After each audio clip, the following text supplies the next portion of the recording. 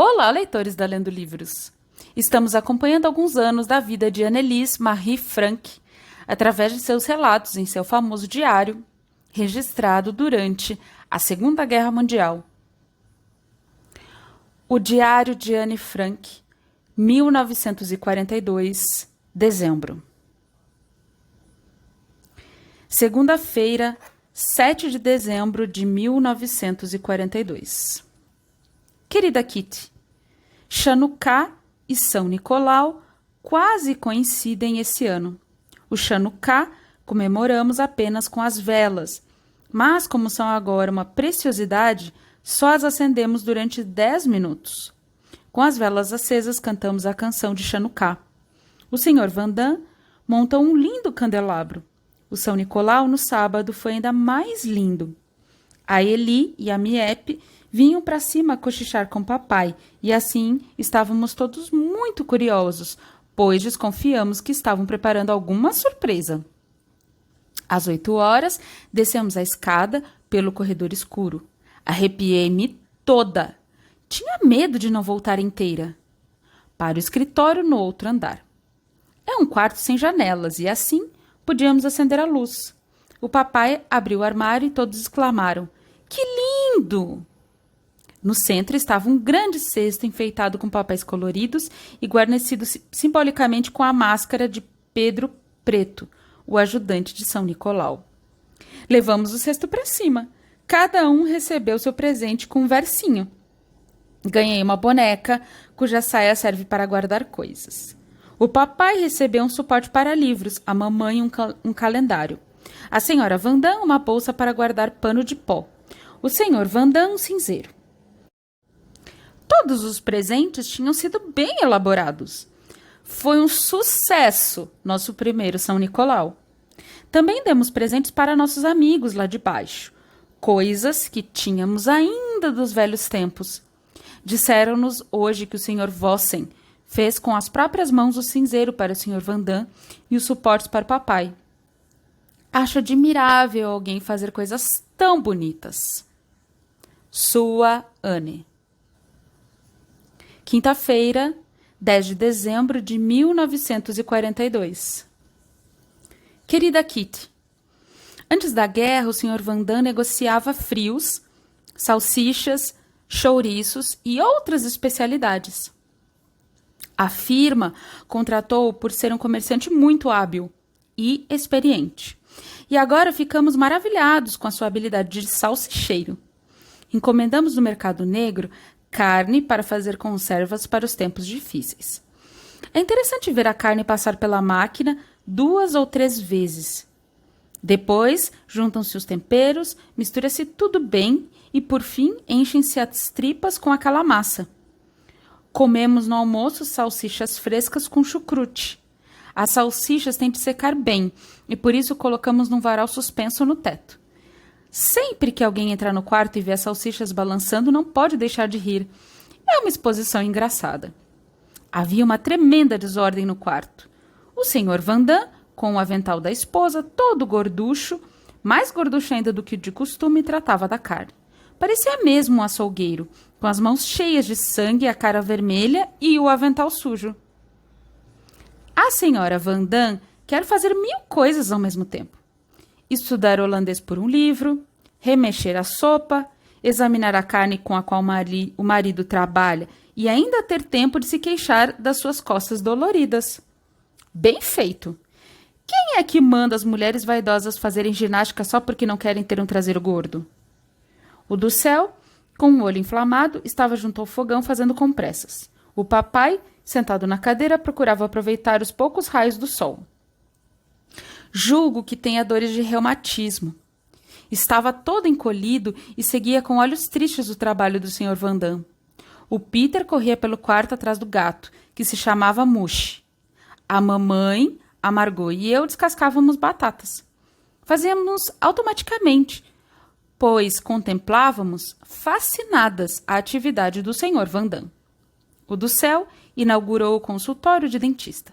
Só por diversão, vou descrever a sessão com a sua primeira paciente. A mamãe passava ferro E a senhora Vandam, a primeira vítima, estava sentada numa cadeira no meio do quarto, enquanto do céu tirava cerimoniosamente todos os seus instrumentos. Pediu água de colônia para desinfetar a vaselina, para substituir a cera. Depois olhou para dentro da boca da senhora Vandam. Tocou-lhe num dente molar, cutucou com um ferrinho, o que a fazia estremecer e gemer sem noção, como se estivesse morrendo de dores. Depois de um exame sem fim, pelo menos na opinião da paciente, pois na realidade só tinham se passado 2 minutos, o do céu queria começar a obturar um dente. Mas isso sim! A senhora Vandam se defendeu com braços e pernas, de tal maneira que o do céu teve de largar o gancho com o qual limpava o buraquinho. O gancho ficou lá, espetado no dente. Você precisava ver. A senhora se agitava para um lado e para o outro. Tentava tirar o gancho, mas só conseguia cravar ainda mais. O do céu não se comovia. De mãos nos bolsos, observava o espetáculo. E nós, os outros espectadores, ríamos. Não deveríamos ter feito isso. Fomos malvados. Eu também teria me portado assim e teria gritado o quanto pudesse. Depois de muito esforço, suspiros e gemidos, a senhora Vandam tirou o ferro. E o do céu retomou seu trabalho como se nada tivesse acontecido. Tão depressa manejou os instrumentos que a senhora não teve tempo para mais brincadeiras. Mas suponho que ele nunca tenha tido tantos ajudantes em uma consulta. O senhor Vandam e eu éramos os assistentes, e agora imagino tudo aquilo como um quadro da Idade Média. Charlatães trabalhando. Por fim, a paciência da senhora acabou. Disse que tinha que olhar a comida. Uma coisa é certa, tão cedo não voltará ao dentista. Sua Anne. Domingo, 12 de dezembro de 1942. Querida Kitty, estou observando através de meia fenda da cortina o que se passa lá fora. Anoitece, mas ainda consigo ver o suficiente para escrever. É curioso ver as pessoas correndo. Parece que estão com pressa. Quase tropeçam nos próprios pés. Os ciclistas passam numa velocidade que não consigo distinguir as mulheres dos homens. Este quarteirão é de gente do povo e a maioria tem aparência pobre. As crianças andam tão sujas que eu só me atreveria a tocar nelas com pinças. São autênticos moleques e falam um dialeto que quase não compreendo. Ontem, quando a Margot e eu estávamos tomando banho, tive uma ideia. Se pudéssemos pescar algumas daquelas crianças pela janela com um anzol, daríamos um banho, vestiríamos e depois as soltaríamos de novo. Amanhã estariam sujas outra vez, interrompeu-me a Margot. Há mais coisas para ver. Os automóveis, os barcos e a chuva. Escuto o barulho do bonde e fico imaginando uma porção de coisas. Como nós aqui não temos estímulos, os nossos pensamentos também pouco variam. Dos judeus passamos para a comida, da comida política, da política... Mas já que falo de judeus, ontem, ao espreitar pela cortina, vi 2 judeus. É uma sensação estranha, quase como se eu os traísse e estivesse aqui para espionar a sua infelicidade. Bem em frente a essa casa há um barco habitado por um pescador com a família. Eles têm um cãozinho que já conhecemos pelo latido. A gente vê o rabinho dele quando corre ao longo da borda do barco. Agora chove muito e as pessoas se escondem debaixo dos guarda-chuvas. Só vejo capas de chuva e chapéus.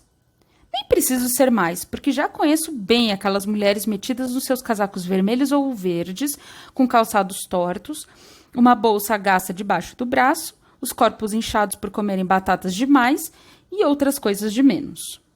Uma traz a tristeza estampada no rosto, outra parece feliz. Mas isso depende do bom ou do mau humor dos seus maridos. Sua Anne. Terça-feira, 22 de dezembro de 1942. Querida Kitty, ficamos animados em saber que cada um de nós terá para o Natal meio quarto de quilo de manteiga, fora a do racionamento. Oficialmente recebemos meio quilo, mas isso é para os mortais felizes que vivem lá fora na liberdade. Gente escondida como nós, que com 8 cartões de racionamento só pode comprar mercadorias para 4 pessoas, fica radiante com tão pouco. Cada um de nós quer fazer doces com a sua manteiga. Eu farei bolachas e 2 tortas. Temos muito o que fazer e a mamãe disse que não me deixaria ler nem estudar enquanto não acabasse as minhas obrigações domésticas. A senhora Vandam está na cama por causa da coluna. Reclama o dia inteiro. Cuidamos dela e trocamos as compressas, mas ela nunca está satisfeita. Só queria que ela já estivesse outra vez em pé e se virasse sozinha. Mas tenho que ser justa. Ela é muito trabalhadeira e quando se sente bem, moral e fisicamente, chega a ser divertida. Todo dia me mandam fazer silêncio. Pelo visto, sou muito barulhenta. E como se ainda não bastasse, o meu companheiro de quarto resolveu pedir silêncio durante a noite. Nem sequer admite que eu me vire na cama. Faço de conta que não ligo, mas qualquer dia vou retribuir-lhe o pedido. Aliás, aos domingos ele acaba com a minha paciência, acende a luz de madrugada para fazer ginástica. Aquilo parece que dura horas e, como ele está sempre distraído, bate contra as cadeiras que servem para prolongar a minha cama e acaba acordando. Mas, como ainda não dormiu bastante, quer adormecer de novo. Depois de ter percorrido os caminhos da força e da beleza, ele começa a fazer a toalete. As cuecas estão penduradas num gancho, portanto, vai até lá e volta. Mas vê que esqueceu a gravata em cima da mesa. Lá vai ele para lá, para cá, esbarrando nas cadeiras. E pronto, acabou o meu descanso dos domingos. Mas valerá a pena a gente queixar-se de homens velhos e esquisitos? Às vezes tenho vontade de fazer uma brincadeira, apagar a luz, desatarrachar a lâmpada e esconder as roupas dele. Mas não faço nada disso por amor à santa paz. Ai, como estou ficando ajuizada! Aqui é preciso ter juízo a cada passo, para não responder, para cumprir as ordens, para ser sempre amável, prestativa, transigente e sabe Deus o que mais. Estou abusando do meu juízo, que já por si não vai longe, e receio que não me sobre nenhum para depois, para quando a guerra acabar. Sua Anne. Fim do ano de 1942.